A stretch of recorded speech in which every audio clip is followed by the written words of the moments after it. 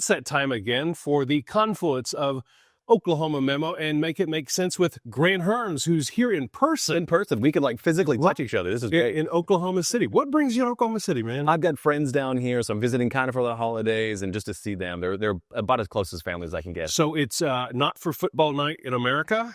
No, but we will be watching the game. My wife, who was an OU cheerleader, is definitely watching from back in Detroit. So, yeah. I thought about what Oklahoma stories could we talk about this week, and I couldn't really find. There are a couple of good ones, and I should note, for those of you who listen to all of these, I'll be talking to J.C. Hallman on, I almost said J.C. Watts, Oklahoma football on the line. J.C. Hallman on Monday about his stories in Oklahoma Watch with regard to Gentner Drummond and State Farm. Yeah. Big RICO case there. It's just developing now. But really, honestly, the biggest story in Oklahoma is Oklahoma football right now. And there have been so many things to happen nationally that I thought maybe we would try to make it make sense with Grant Hermes. Let's start with the Epstein files. Today is Friday, December the 19th. Have they been released yet? So not yet, at least not as we're talking. This was the deadline that Congress set for when these files had to be released. So they only had 30 days, the DOJ, to redact all these files. The Deputy Attorney General, Todd Blanche, went on Fox News this morning or late last night. I can't quite remember which show it was on. I think he's been on a couple times now. And basically said what the DOJ is going to do is release a couple 100,000 of these files. And they're like nearing, multiple hundreds of thousands of these files. And they're just going to release some of them right now, which is patently illegal. It is against what Congress passed. It is against the law they passed that the president signed. And so the question is now, when these get dropped, it won't be all of them, because the DOJ has said it won't be. What happens next? Congress adjourns for their holiday break for the next 2 weeks. Is anybody in Congress going to push back against this? There are some members, Democratic members, and then also quite a few Republicans who are saying, this isn't what we told you to do. You are not following the law. And in something like this, Congress can hold members of the executive branch in contempt. And that would be someone like Todd Blanche. That would be somebody like Pam Bondi, who has not had a very good week. Specifically surrounding the Epstein files. We can talk about the Susie Wiles stuff afterwards, but there are people here that could be held in real peril career-wise for not doing this, and could face actual jail time for this. Contempt of Congress is punishable by jail time. And it is one of those situations where it would be punishable until they did what they were told to do. Yes, definitely. And that could be a thing, but also it could just be that they get punished for not following the law in the first place, and then that sentence runs out, and then they get released or whatever. And it would be 30 days or 90 days, or it wouldn't be a long period of time. But the fact of the matter remains that the Department of Justice does not plan to follow the law, which is something that we have seen kind of consistently throughout this administration, usually when it came to judicial orders and starting things like immigration. This is something new. This is something the president said he wanted, signed off on, even though he clearly probably didn't want a lot of this stuff. But signed off on this. Members of Congress went around their own leader in Mike Johnson to get this law passed. And now the DOJ just isn't going to follow it. That's going to be a hard pill to swallow for a lot of the MAGA base, because not only is Epstein and the Epstein files a core piece of what they believe and what they talk about a lot, and what Trump talked about a lot, and J.D. Vance talked about a lot in the 2024 election, it's also the law and order presidency aspect of this that a lot of them voted for. So now you've got two different factions here who may disagree with what's going to be happening here, and may be very unhappy about it for different reasons. And it actually is this is not to log roll early, but I have an interview out today with Alex Hinton, who is an anthropologist from Rutgers, who studies MAGA as a cultural anthropological movement. And we talked all about the release of the Epstein files and what it would mean for MAGA. And in the end, whatever's in these files, it might not actually matter to a lot of the MAGA voters, a lot of those base voters, because they're going to figure out ways to support Donald Trump no matter what.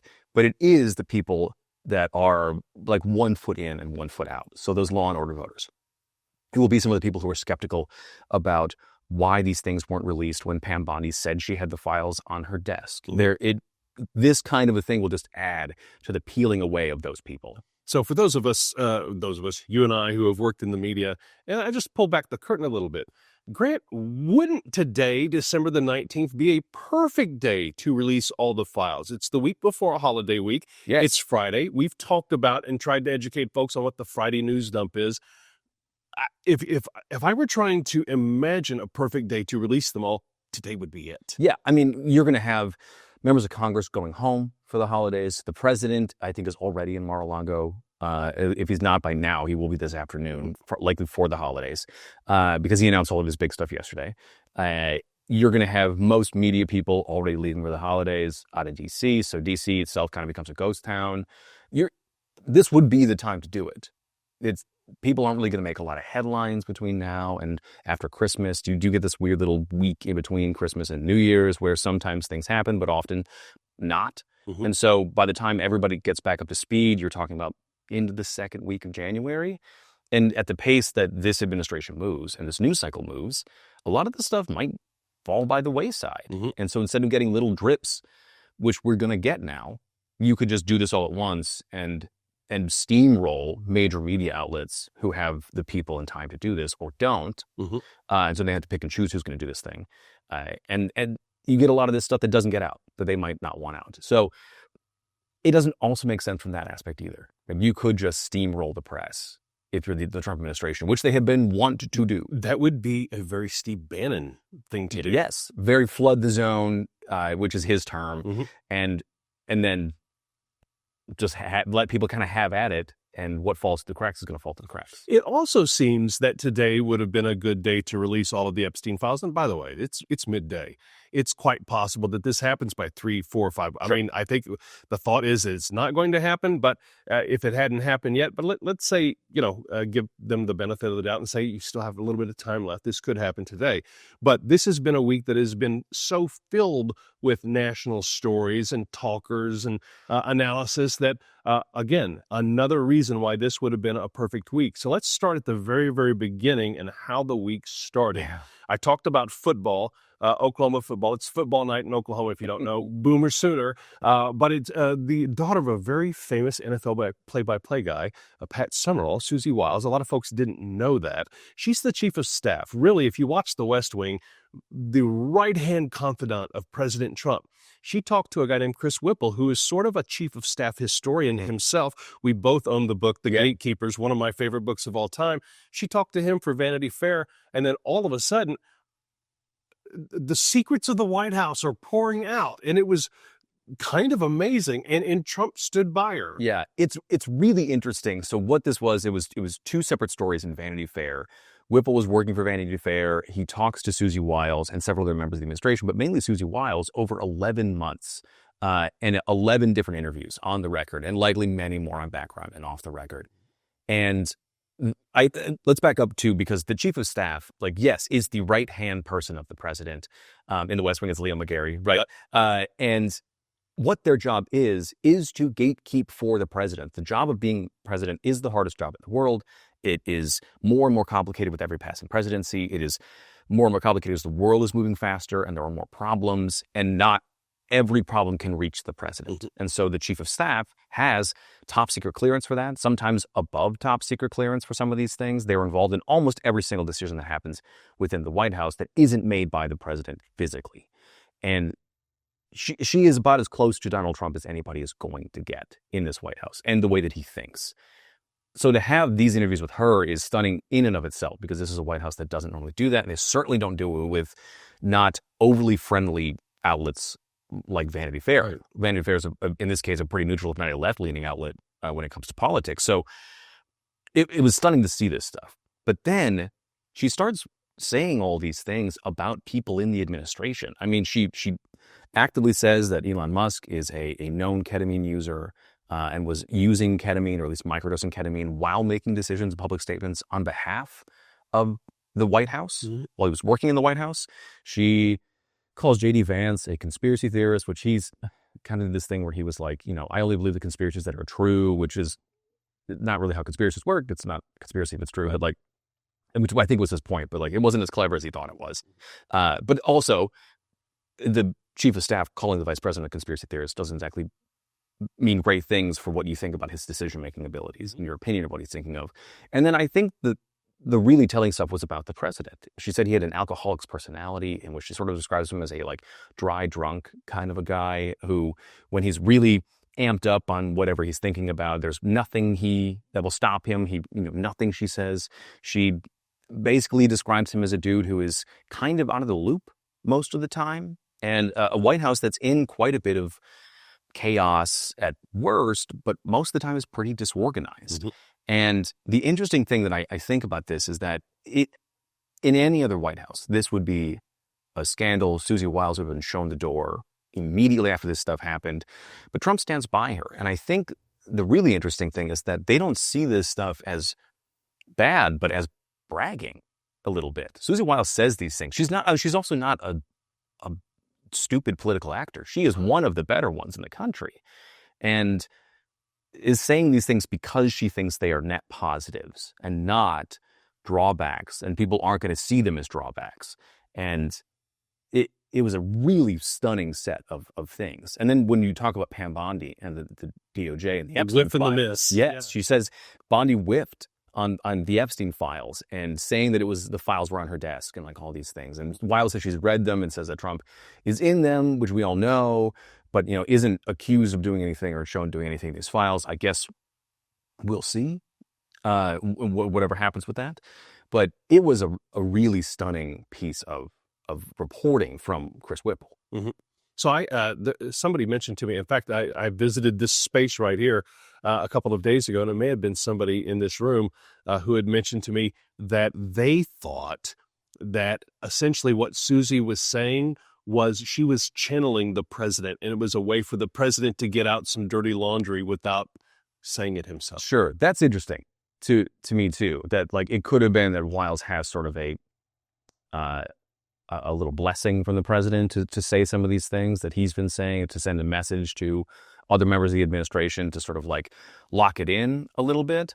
But again, it's over the course of 11 interviews in 11 months. So for that to be like a carte blanche thing to say is quite a thing for the president to do. It'd be one thing if this was 11 interviews that happened in the last 11 days.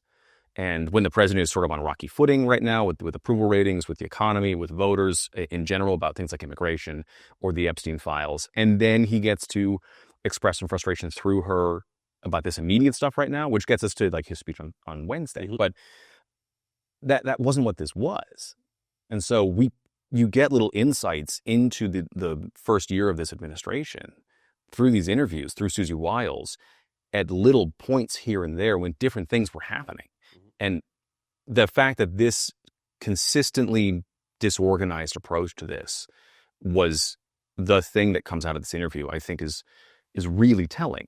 The other thing that I think is telling too is that the chief of staff is supposed to also be the only person really to tell the president, you can't do that. Like, it's unconstitutional, it's politically inviolable, it's a bad optical look for you, or we can find a different solution to this thing. Mm-hmm. They're supposed to be a check on some of the worst wills of any president. And chiefs of staff have long talked about it. And so like in West Wing, Leo and the president, they were friends. You have to have somebody you trust so much. Everybody's got that one person who calls you on your stuff. Yeah. That's what the chief of staff is. I mean, the chiefs of staff for Barack Obama had different chiefs of staff had multiple conversations with Barack Obama about drone strikes in Yemen and in the Middle East. And Obama still went on to do those drone strikes, but pared back in some cases, or not at all in some cases, or ignored them in some cases, but those conversations were had.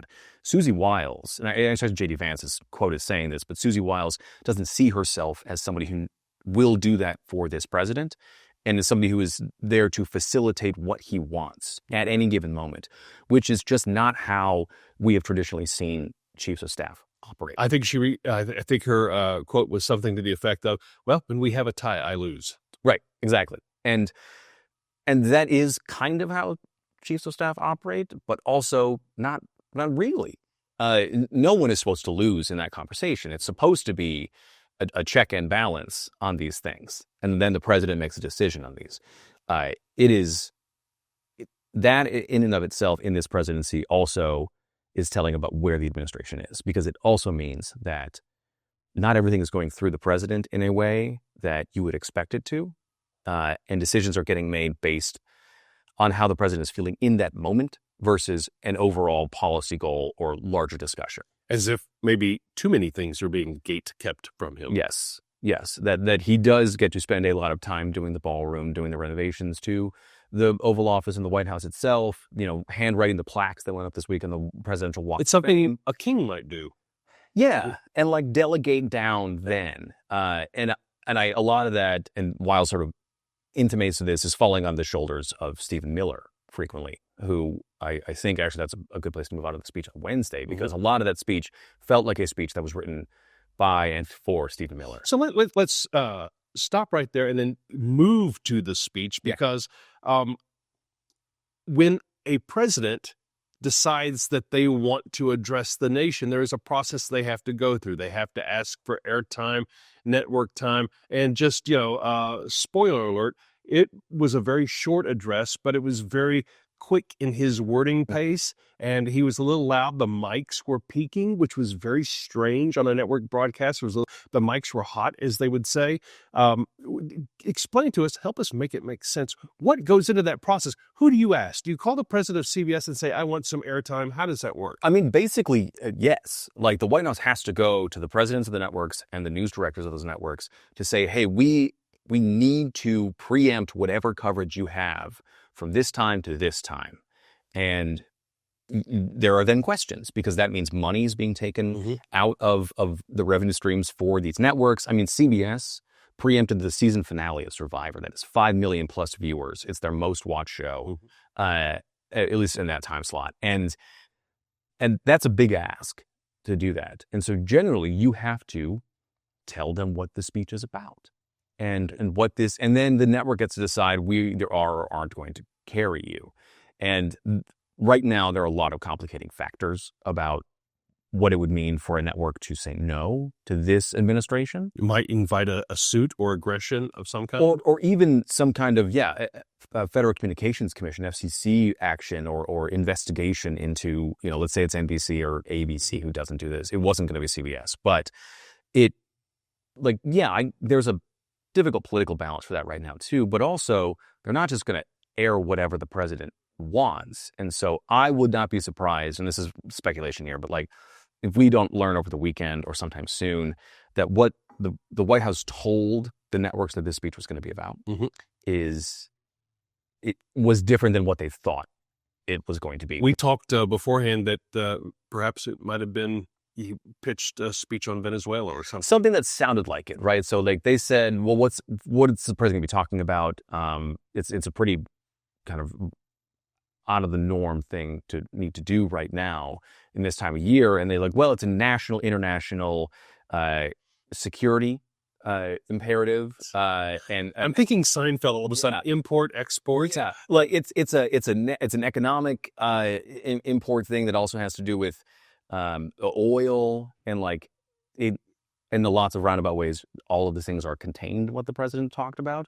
But that makes you think that what he actually is announcing is some sort of ground incursion into Venezuela, which he keeps promising is going to happen, and was kind of the only thing that seemed big enough to break into the networks like this.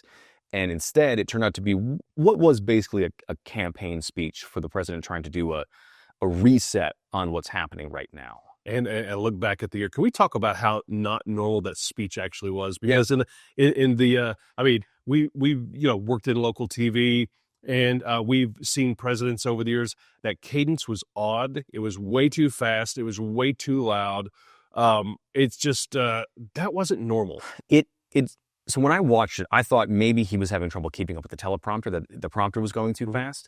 But the cadence thing is, I think, more important to where the president's state of mind was. And it could have been, like you said, kind of before we were rolling, that maybe the networks were like, hey, you're only going to get 20 minutes. We're not going to give you more than that. And so the president had what was probably more like a 25-minute address that he had to speed through a little bit. But also he's not somebody, if the prompter goes away from what he wants to do, he's not going to follow that prompter anymore. And so it felt like to me that actually the prompter might be keeping up with him. Right. So that he was pushing forward on this thing. It was the most amped up I've seen him in a long time. I mean, this Donald Trump versus the Donald Trump that's falling asleep during cabinet meetings these are different people. It reminded me of the Biden's State of the Union, where all of a sudden Biden was out there and was really like Right. energized. Right. Yeah. Right. Wasn't that, I don't know if that was after it was the State of the Union. Yeah. It almost reminds me as if this might be the version of President Trump that hops on Truth Social at 1 a.m. It did feel sort of like that. Like he was in this sort of like scramble thing a little bit. And it was really bizarre for those reasons. The substance of the speech itself was kind of neither here nor there. Right. It was all the same stuff that we have heard from the president. A lot of it didn't really ring true. I mean, there were certain things about some prices coming down, but like gas prices sub $2 are very specific. It was this thing he talked about, are very specific places and like specific gas stations. It's not California. It's not California. It's some places in Colorado, some places in South Dakota. But like when you look at gas prices overall, they're kind of not down by all that much. Oil prices are also down. And it's also worth saying, too, that in a lot of these price things, they do fall on the president's shoulders and then they hit his desk. But any president doesn't really have a lot of control over things like specifically oil prices, but a lot of these price things. And so it's a weird thing for a president to like try to claim that they did. Although I will say a lot of the price things that we're seeing lately have to do with the tariffs. And there are certain things here that the president is also trying to win voters back on. And yes, it's the economy by trying to tell people that your life is more affordable, even though people right now don't feel like it is. Right. They're buying fewer Christmas presents. Thanksgivings were smaller. Turkeys were smaller. Yes, the president and the White House is saying that those things are cheaper, but people are buying less. Right. And then there's a split between most of the purchasing power that's being made up is actually people who are in the top like 5% of Americans are doing most of the buying right now. And so when you take the average of those things, it looks like people are spending more money, or there was like a record Black Friday or Cyber Monday, and it just kind of wasn't. So the president is trying to do that.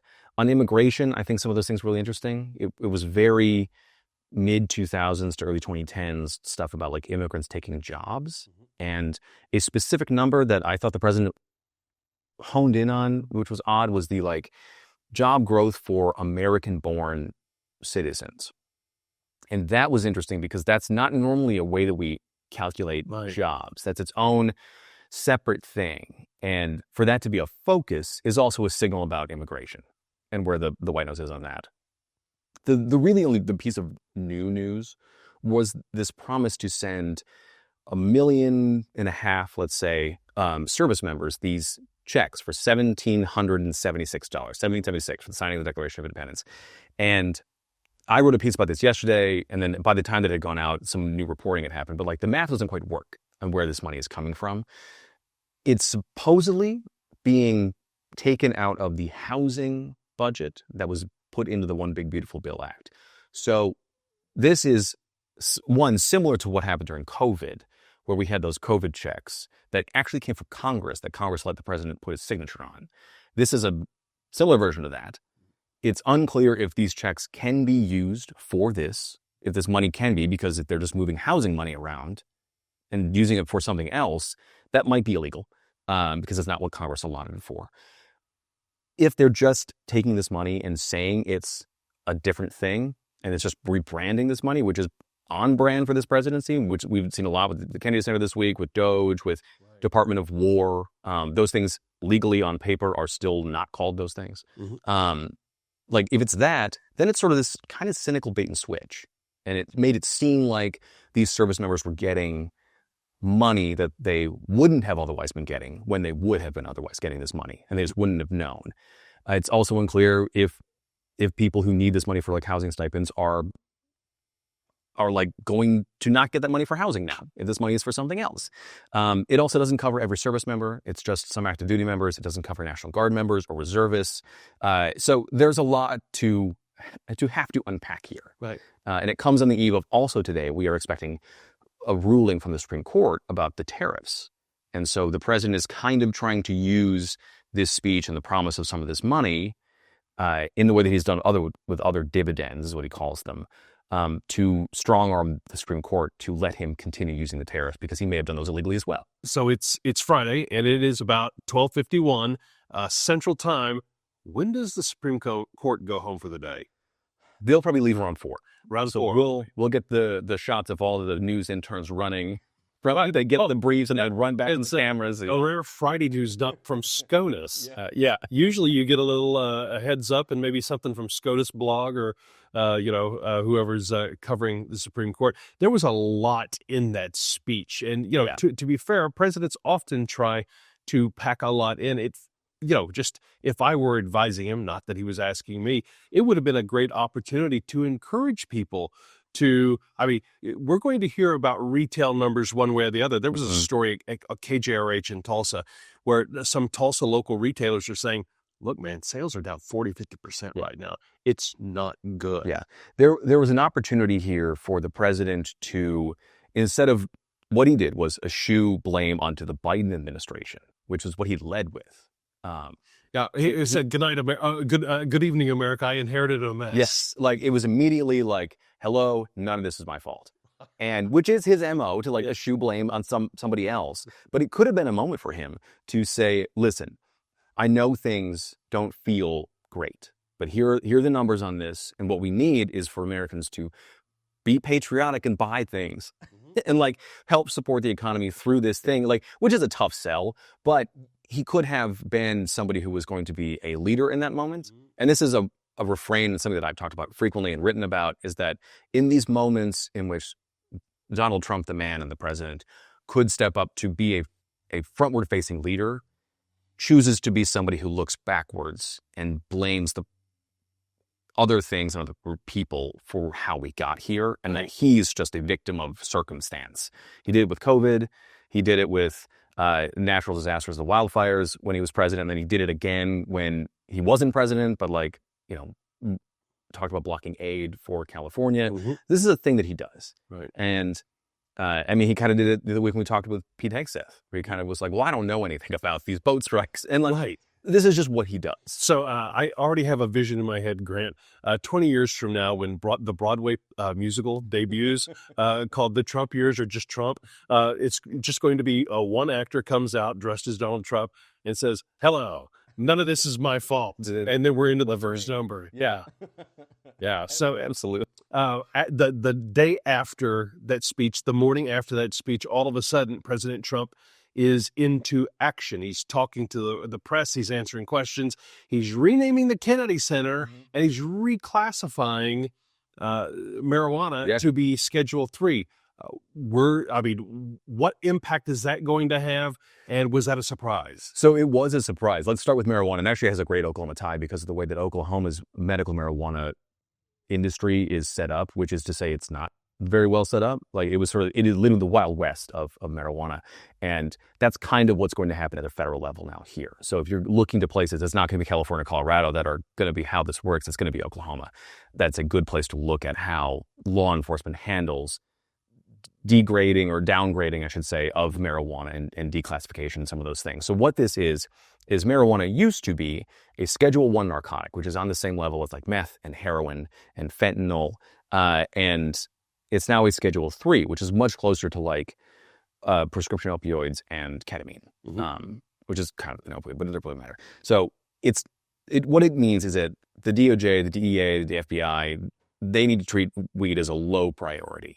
And the penalties for it aren't as steep. That doesn't mean it's decriminalized. That can only happen through an act of Congress to change the Controlled Substances Act. And this is a thing that people have wanted for a long time. It's a popular policy with Americans across the country. It is unexpected because this is not a thing the president has said that he wants to fight for. It is not a popular thing among conservatives in the country. I think it was something along the lines of like 38 to 45 Republicans in the Senate and the House sent a letter to the president saying, don't do this.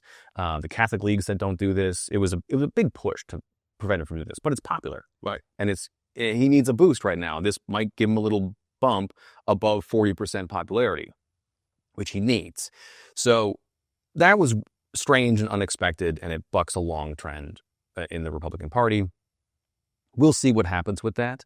It will create sort of a law enforcement mess for a little while, though. States have to re-scramble how to do this thing. The next thing would be people who are serving time for Schedule 1 narcotics possession, and it's marijuana. What happens to their sentences now? In a lot of states where these crimes have been decriminalized, Like, for instance, in Michigan, they reduce a lot of sentences because it doesn't seem fair that a crime that was a higher crime. Why wouldn't they just release them? I mean, they totally could. I mean, technically, it's still Schedule 3, so like there is penalties associated with that. But like none of that seems to have been directed in this executive order to the Bureau of Prisons to start looking at these cases, and that might need to happen. You're going to start to get again law and order people being like, "Hey, what's the deal here?" And that could be on the horizon. I doubt it, but we'll see. The president has been pretty quick with a pardon pen, so he might just do that, and that would be a wild change to law enforcement policy. Right, and actually, I think would be wildly popular. Wildly popular, absolutely, and he could do it. But we'll see what he actually does here. That felt more to me like a thing that was some positive news after not such a great week for the administration. Right. You get the Kennedy Center renaming thing, which is a thing that Trump has said he wants to do, which again can't be done without congressional. Do you agree that this is completely temporary? That as soon as another president, as long as it's not J.D. Vance, is elected, that's done? I don't know. So I'm assuming that if let's say a Democrat gets elected after Donald Trump, or Congress is overtaken by Democrats, right? They win back the Senate and the House, which is unlikely, but like, let's say they do. Maybe, but it could also feel small to them to do these things. They might not care. They might say like, hey, is the Republican revolt over removing Trump's name from the Kennedy Center going to be worth the price of that when we need to undo, let's say, green card program pauses, or we need Republican votes to bring asylum back, or those kinds of things. Maybe. I don't think all those things are going to stay, but also like the ballroom is going to have to get built. The White House said this week that it's now a matter of national security, that the foundation of the East Wing isn't exposed. Right. So that has to get done. I get that. I get that too. Yeah. I get that too. And then Trump wants to build this arch on the National Mall, and so the Democrats could also say with the monument. Yeah, you already have the monument. So would the arch be like the St. Louis Arch? No, like the Arch de Triomphe. Like the Arc de Triomphe. I was just in Paris this summer. That's massive. Huge. It's huge, and like they're called victory arcs, and like they were very popular with a very specific set of Germans in the middle of the 1900s. Yeah, and like, which actually kind of gets us to the second thing. Like Trump is talking about the arch, and then he announces these Patriot Games for the 250th. I heard about America. It's a boy and a girl from each state, and they have to fight for food. Right. They have to volunteer for tribute. Yes, which is like the joke that like it's like a Hunger Games thing, and like as an idea, like okay, like sure, we're just going to come off the Olympics like this year. Pass and kick. Yeah, I don't know what it'll be. Right, like fast pitch, home run derby stuff. I have no idea. There's also going to be a state fair on the National Mall, which I dig. I think that's a very fun idea. Every state's going to have like a booth or like a little whatever. Like, love it. Your thing. Very fun. Yeah. But the Patriot Games thing also has kind of sinister roots. There is a very famous thing, that if I can remember the name of it in German, is the Hallensportfest, which was a propaganda tournament in this same style of Patriot Games that was done by the Nazis in 1943 Netherlands when they were under Nazi control. And so like this, it doesn't feel great, this thing. And it came out of the blue and it seems odd. And like, I think maybe if we didn't have an administration that was kind of constantly flirting with these ideas and flirting with these ideas of grandeur that hearken to some of these things, it would feel less weird. But also I still think the idea is kind of odd. We're going to come off the Winter Olympics this year too. So like we will have, America's best athletes competing in these things. And like, I don't know. Right. It's, it's with all the free TV that's available on, Pluto, Plex, this and that.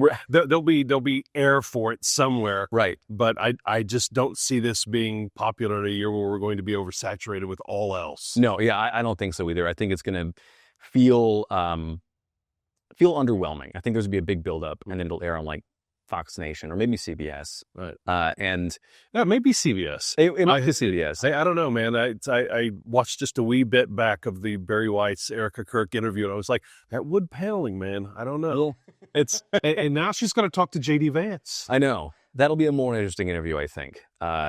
only because like it's not that what Eric Kirk had to say wasn't important for what's happening. It's just that she's not the vice president. She's not the vice president, and the heir apparent to this current movement in this White House. Although I hear she endorsed him today for 2028 already. Eric Kirk? Yeah. Interesting. I mean, unsurprising. Yeah. But why now? It's just like, again, I don't have any inside line on this, but like I wouldn't be surprised if Eric Kirk lines herself up to run for office in some kind of way. Whether it's, I don't think even in 2026. Yeah, that's what I mean. I don't think it's like on a ticket maybe in 2028. That seems like a big jump for her. But more like she gets into a race somewhere. So there has been this thing after the speech on Drudge. You see the headlines that a lot of MAGA was not enamored of the president's speech. And there have been a lot of headlines about this internal MAGA war. I mean, you have your Fuentes, Nick Fuentes, your Candace Owens, and not everybody is seeing on the same page here. Perhaps Erica was firing her shot into the bow of saying, I'm aligned with this guy. I think so. And it was very much an interview aimed at people who were Turning Point USA people, whether they were members, they were followers or whatever, which was the organization her husband started, which she is now in charge of. Basically to say, we're still political players and have political importance in this administration and in the overall conservative movement. Don't go anywhere. And I think that's what a lot of that has been about. And her media tour has been about. And not just about the death of her husband, the terrible tragedy that it was, and the rise of political violence and hate speech against political violence. It's a terrible week. Yes, it absolutely has. It absolutely has. With the shooting in Australia, absolutely, and then whatever is the motive, which we're never really going to know, behind the shooter at Brown, and who is also accused of shooting that MIT professor as well. So. Yeah, it's not been a great week for that either. So there are lots of conversations happening about those things right now. And it was interesting to me that the president didn't mention some of those things in his speech either. Right. But also the pace of that speech, the tone of it, in the ways that we were talking about, just didn't leave room for that. I just got the sense he didn't want to do it. It felt weird. It felt like that. And it felt like he was mad about having to do it and then was therefore kind of mad at us for watching. But, right. Like, why are you yelling at me, President? Yeah. I'm just a watcher. I'm but a watcher. But somebody mad with the thought of, why should I have to do this? Why don't you understand everything that I've done? Which he did sort of do on Truth Social the week before. Like last week, he said, I think on Friday or Saturday, like, when will the people in the polls reflect how good we're doing? And he's upset that we don't buy into the narrative that they're putting out there.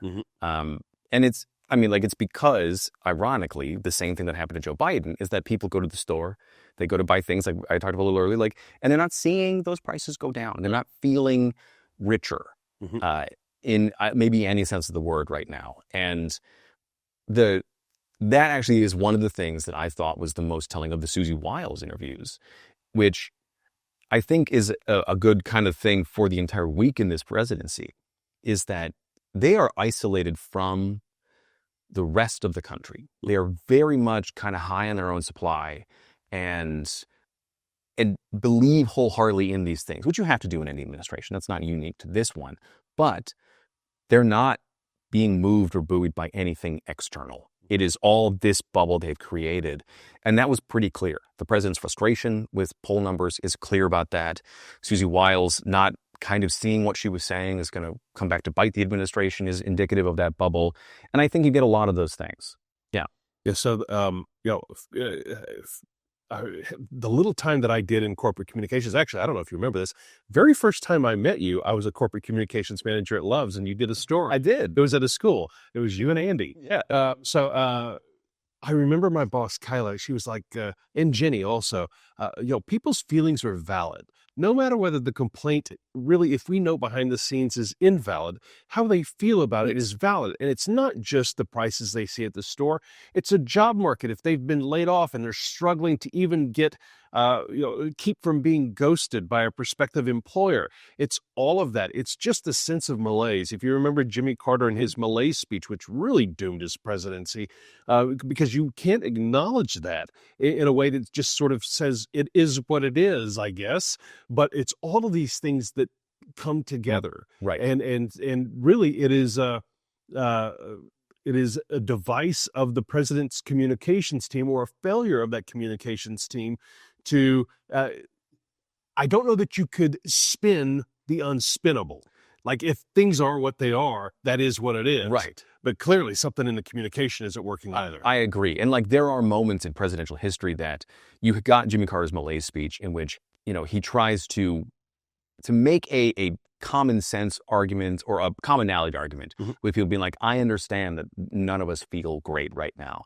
And then kind of doesn't go on to scold Americans, but just kind of commiserates in a way that like didn't feel like leadership. Donald Trump does this thing where he is scolding Americans for not getting with the program and not buying into what the White House is selling. And I think the best example of how to sort of unspin the unspinnable is Bill Clinton's "I feel your pain" speech. And that is a real pivotal moment for him and kind of put him, in the stratosphere of presidential communications, because it was a thing that was like, I know you feel bad. I feel your pain. We are doing everything we can to make this better. Here's how. And like, if Trump got in front of the microphone, in front of the cameras and did that, that is a much better version of what he was trying to do. You can still have all the slides you want, all the numbers up there can stay the same, founded or not founded or whatever. But coming from the standpoint that he says, I understand that things feel bad. I inherited a mess and it still feels bad. And we are working. It would help if he hadn't promised to fix prices on day one, but he could do that. And if President Trump did that, being so out of character for him to sort of like publicly show sympathy or empathy, look, he's a very Mr. Burns character. Yes. But if he were to do that, it would be wildly effective because it would be out of the blue. You're like, oh, he is getting it. Well, because the bar is so low when it comes to where Trump himself, but also this White House, needs to meet when it comes to like empathy and sympathy and those things, because it's not their MO. It's not how they approach any kind of communication at all. And so if he cleared a low hurdle like that, it would be a big thing. And it would be like, oh, is he turning the corner into a presidency? Is the year of retribution over? And now we're in this thing. And that's just not the direction they're taking. Mm-hmm. So, we're in a different location right here. My buddy Scott Mitchell is going to be hosting a lot of podcasts here in the future. My understanding is that this might be the very first podcast in this location. All right. So we've broken it in. Tell us about what's going on, though, to segue back to make it make sense before we wrap up. What's going on the blog with the videos this week? Who are you talking to? And do you have anything lined up for Christmas week? So I've got Alex Hinton on the show today that drops a little after we're done recording here. He is the anthropologist from Rutgers who talks about what the Epstein files may or may not do to the MAGA movement from like a cultural standpoint, which is a fascinating conversation. We actually talked just before Thanksgiving, but I held it until this week when these files drop. So you're going to hear some stuff that feels a little old, but it's still all applies. And actually, with a little bit of hindsight from us now, I felt it actually enriched that conversation a little more. This week, I also talked about those 1776 checks, how the numbers for that don't exactly work. And then the things you forgot from civics class this week was one that I had been meaning to do. Birthright citizenship. Yes. Who gets to be a citizen? Yeah. How does that work? There are multiple ways it works, but the two big ways are birthright citizenship and naturalization.